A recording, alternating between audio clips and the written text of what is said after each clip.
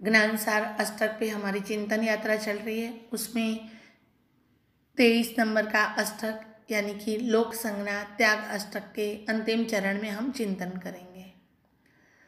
यहाँ ज्ञानी भगवंत बताते हैं कि जो धर्म की सिद्धि होती है वो आत्मा साक्षी से होती है, लोक साक्षी से नहीं होती है।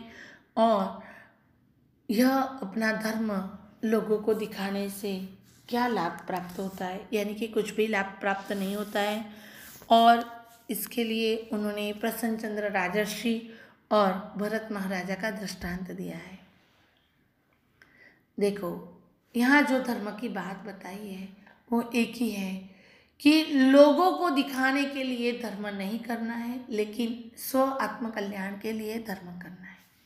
हम समाज के अंदर देखते हैं कि जो अभी धर्म का ट्रेंड चल रहा है, सब लोग जो धर्म में जुड़ रहे हैं उसमें एक दूसरे को देख के धर्म कर लें, लेकिन वह धर्म अपने आत्म परिणाम को नहीं बदल रहा है।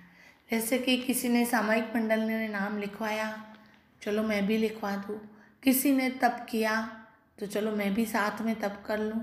किसी ने यात्रा करने गए, चलो मैं भी ऐसा कर लूँ। कोई जाप कर रहा है, मैं भी कर लूँ।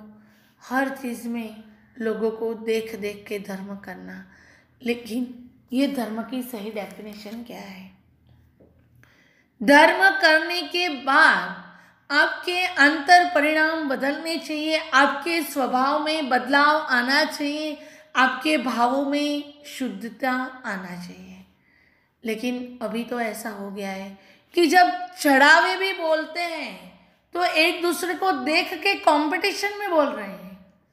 कार्यक्रम भी हो रहे हैं तो एक दूसरे को देख के कर रहे हैं। ये धर्म के अनुष्ठान के पीछे भी कंपटीशन है, लोक संज्ञा है, दिखाना है। तो ये सब करने के लिए ये धर्म नहीं है। क्यों लोगों को धर्म दिखाते हो? स्व कल्याण के लिए करना है धर्म। और धर्म का यथाशक्ति भले ही आप उत्सव करो, लेकिन वो लोगों के लिए नहीं, अपने परिणाम बदलने के लिए करो। यहाँ बताते हैं कि प्रसन्न चंद्र राजर्षि जो एक राजा थे, उनको परमात्मा की वाणी सुन के वैराग्य भाव हुआ। अपने छोटे पुत्र, बाल्य पुत्र को राजगद्दी पे बिठा के उन्होंने संयम ग्रहण कर लिया और अपनी साधना में लीन हो गए। उन्हें अपने कर्म खपाने थे, इसीलिए वो साधना में और मजबूताई से लीन होते गए। एक दिन की घटना आती है कि वो प्रसन्न चंद्र राजर्षि जो मुनि हैं, वो आतापना ले रहे थे, ध्यानस्थ अवस्था में थे, और वहाँ से 2 घोड़े सवार पास होते हैं। वो यह राजा को ध्यान करते हुए देखते हैं, ये मुनि को देखते हैं। एक घोड़े सवार होता है, वो अनुमोदना करता है, और दूसरा बोलता है वो ये वही प्रसन्न चंद्र राजर्षि है जिन्होंने अपनी राजगद्दी अपने बाल्य पुत्र को दे दी, और मंत्रेश्वर अभी वो पुत्र को मार डालेंगे। यह बात राजर्षि के कान में पड़ी और उनके परिणाम बदल गए।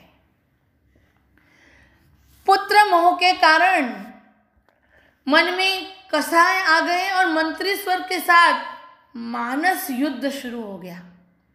मन से वो मंत्रियों के साथ युद्ध करने लगे और यहाँ तक पहुँच गए कि मंत्रियों को मार डालने की वो चेष्टा करने लगे। और जैसे ही उनका हाथ अपने सिर पे गया, तुरंत उन्हें भान हुआ, अरे मैं तो मुनि हूँ, साधु हूँ, मैं ऐसे राग द्वेष कैसे कर सकता हूँ, मुझे क्या लेना देना।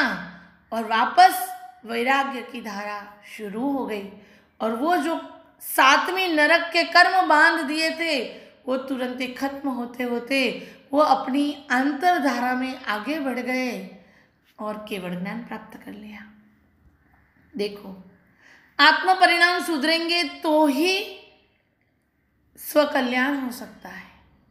अगर परिणाम नहीं सुधरे, बाहर से सब परिवर्तन हो गया, साधना में है, लेकिन अपने परिणाम नहीं बदले, तो वो नरक में भी जा सकते हैं और केवल ज्ञान भी प्राप्त है। क्या उनके परिणाम है, उसके ऊपर वो उनकी गति डिपेंड होती है।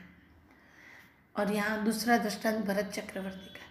बाहर का कोई परिवर्तन नहीं है, राज्य संभाल रहे हैं और आरिसा भुवन में गए और अपनी उंगली में से जैसे ही अंगूठी गिरी उन्हें वैराग्य भाव हो गया, शरीर की नाशवंता का भान हो गया और इतनी भावधारा चढ़ी कि उन्हें केवल ज्ञान हो गया।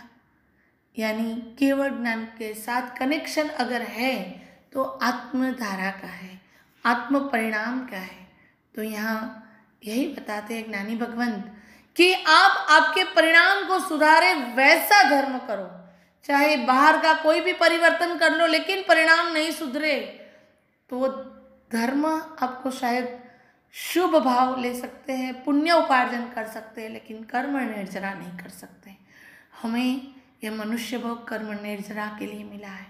थोड़ा और पुरुषार्थ कर लो, थोड़े परिणाम को सुधार लो, अपने भावों को बदल दो, आप कहीं से कहीं निकल जाएंगे। यहाँ आगे की गाथा में यही बताते हैं कि जो साधु भगवंत है वो लोक संज्ञा से संपूर्ण मुक्त होते हैं, इसीलिए उन्हें द्रोह, ममता और मत्सर रूप ज्वर से वो हमेशा रहित रहते हैं। यहाँ तीनों को ज्वर बताया कि द्रोह यानी अपकार की बुद्धि वो साधु भगवंत में नहीं होती है, कि किसी ने छोटा सा भी उपकार किया है तो उनके प्रति वो कृतज्ञ होते हैं, अपकार भाव नहीं होता है। दूसरा ममता, उन्हें शरीर और बाहर के पर पदार्थों में ममत्व नहीं होता है, वह हमेशा अपनी साधना में लीन रहते हैं और हमेशा पुरुषार्थ उनका स्व कल्याण का ही रहता है। और तीसरे नंबर में मत्सर, अहंकार, हमेशा साधु भगवान अहंकार से रहित होता है। अहंकार नहीं होता है, उन्हें मान नहीं होता है। अभी देखो संसार के अंदर जीव अहंकार में कितने कसाई कर देता है। आप अपने खुद की परिणामों का भाव देखो, कहाँ कहाँ अहंकार होता है। तो छोटा सा भी अगर आपको किसी ने बोल दिया, तुरंत ही उसका रिएक्शन आ जाता है। अगर आपके साथ कोई ऐसी घटना हो गई तो लाइफ टाइम आप याद करते हो कि इसने मुझे ऐसा कहा था, ऐसा बोला था, और जब तक उसे रिप्लाई नहीं करते तब तक आपको शांति नहीं होती। ये अहंकार है। अहंकार में जीव का पूरा सत्यानाश हो जाता है, अपने परिणाम बिगड़ जाते हैं। यहाँ तक कि साधु भगवान ये सभी चीज़ों से पर होते हैं। उन्हें कोई ऐसी चेष्टा नहीं होती है कि जिनसे उनका मान कसाय बढ़े। वो हमेशा अपने ही स्वसाधना में ही लीन रहते हैं। यह सब तो हमने शास्त्र की बातें देखी। अभी मैं बता रही हूँ अपने श्रोतावर्ग को कि आप लोग लोक संज्ञा में कितने डूबे हुए हो। आप लोग जो भी कार्य कर रहे हो उसमें लोगों के लिए कर रहे हो कि अपने आत्मकल्याण के लिए कर रहे हो।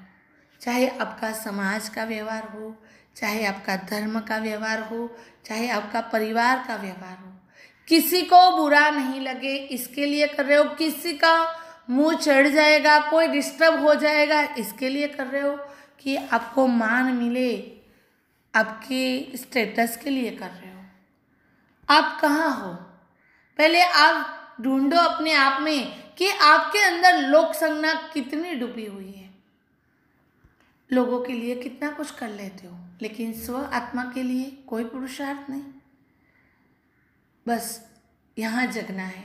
यहाँ ज्ञानी भगवंत हमारी दृष्टि खोल देते हैं कि सबके लिए सब कुछ भले ही करो, लेकिन स्व के लिए अगर नहीं किया तो वो आपको आगे नहीं ले जाएगा। लोक संज्ञा को तोड़ के स्व परिणाम को सुधारने का पुरुषार्थ करो। दिखाने के लिए सब करने का छोड़ के सही तरीके से जो करना है वो स्पष्ट उसका बोध लेके फिर करो, तभी तो आप अपने आत्मा का कल्याण कर पाएंगे। आज लोक संज्ञा का यह अष्टक समाप्त होता है और सभी श्रोतावर ये लोक संज्ञा को पहले पहचानो और उससे पीड़ित नहीं होना है, उससे दुखी नहीं होना है, लेकिन उससे बाहर निकलना है और जो शास्त्र में बताया है, जो धर्म में बताया है, जो प्रभु ने बताया है, उसे आत्मसात करके स्व के परिणाम को सुधारना है। तो आप सभी श्रोतावर्ग अपने परिणाम सुधारें और लोक संज्ञा से पीड़ित नहीं होके उसमें से बाहर निकले। यही शुभ मंगल कामना के साथ शुभम भवतु।